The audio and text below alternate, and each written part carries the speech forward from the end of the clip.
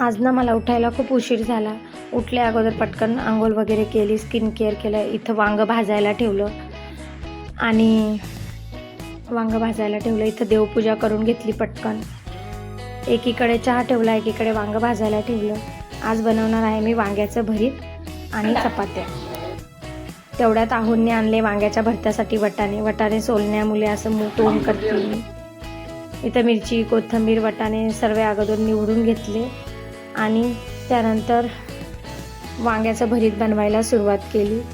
अगोदर तेलात मी वटाणे, टमाटर तडतडून घेतलं. त्यानंतर त्यात हिरवी मिरची, लसणाची पेस्ट टाकली, भाजलेलं वांगं टाकलं आणि इथं चपात्यांची तयारी झाल्या. चपात्या बनवून इथं मुलांना नाश्ता देते. स्वयंपाक झाल्यानंतर किचनची अवस्था अशी काही होते. त्यानंतर चालली आता मी मुलांना सोडायला शाळेत घेऊन. त्यानंतर दुपारी सर्व रुटीन आवरून झाल्यावर मी दुपारी हे फेस पॅक लावलं. त्यात कच्चं दूध, बेसन, बटाट्याचा रस आणि शहद सर्व मिक्स करून तोंडाला चांगलं 5 मिनिट मालिश करून घेतली आणि 15 मिनिटानंतर उरलेला फेस पॅक हातावर लावला आणि 15 मिनिटानंतर चेहरा धुवून आली आणि त्यानंतर चेहरा असा टॅप करून पुसून घ्यायचा.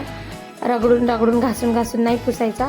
ही टीप आहे चेहऱ्यासाठी. चेहऱ्याची स्किन खूप सेन्सिटिव्ह असते म्हणून. त्यानंतर इथं संध्याकाळचा टायमिंग झाला.